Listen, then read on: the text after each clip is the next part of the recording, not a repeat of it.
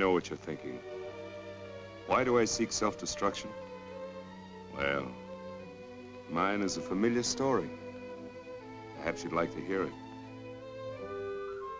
In the beginning, there was no indication that my life would be fraught with tragedy. My days were peaceful and sheltered.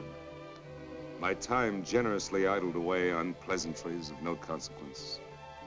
Until Flora entered my life.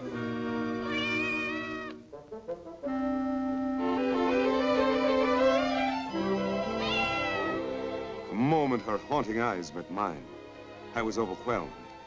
My emotions burned their way to my brain, where they detonated the instinct that had been lying dormant within me. I rushed toward her.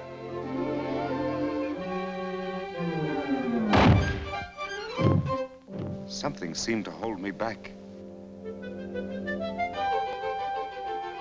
Insanely, I approached her again. No binds could hold me this time. Wistfully, she awaited my approach. Nearer, and yet nearer I plunged. And finally, we met.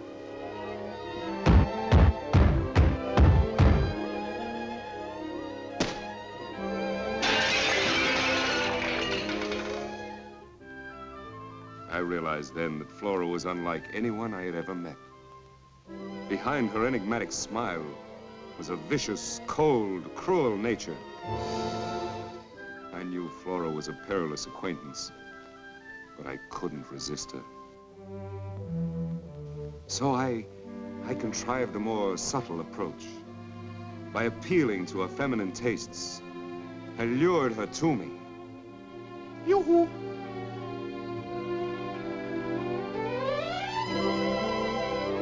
I was ready. At last, my moment of triumph. I poised, and then...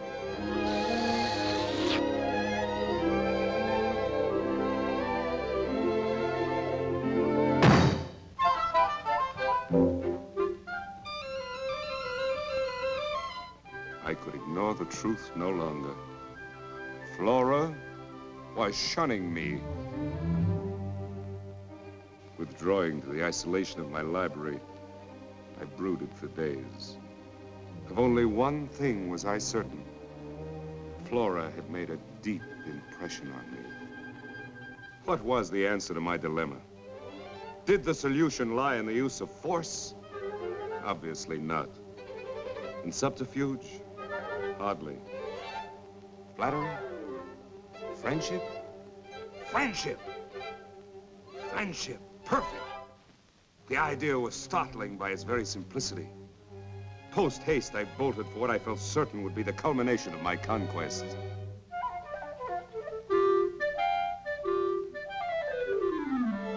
My ruse had succeeded. I had won her confidence with a show of friendship. I proposed a rendezvous for Flora and I. Dinner, cocktails, and revenge. Seizing the first opportunity, I flavored her brandy with a deadly potion. One sip and Flora, too, would taste the bitter dregs of despair.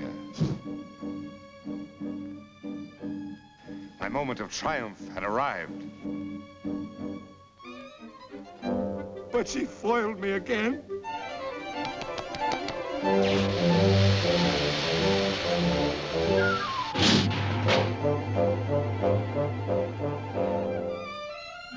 I became a derelict.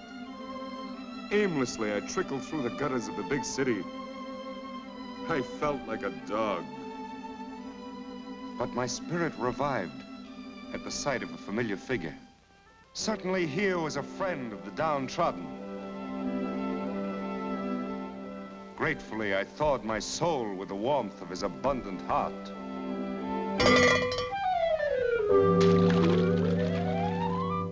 Scorned by all, I felt I could go on no further and resign myself to an ignominious death. But then I was recalled from the shadow of eternity by carolers who bespoke of goodwill toward men. Perhaps, I thought, Flora, too, might be injected with a Yuletide spirit and would repent her attitude toward me. It was my last vestige of hope.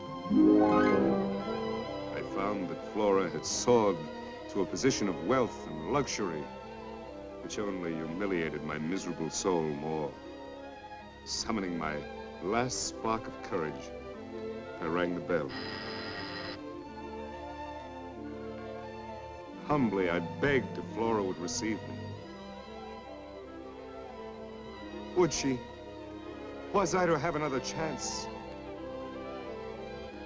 Was I?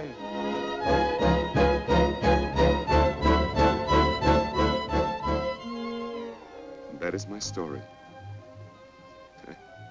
Not very pretty, is it? And so, farewell. No, I won't. I won't. I will not give her the satisfaction. We men and I have pieced together their shattered lives. So shall I. I'll succeed. I'll succeed whatever the road I take. Be it back from whence I came, or onward to new horizons.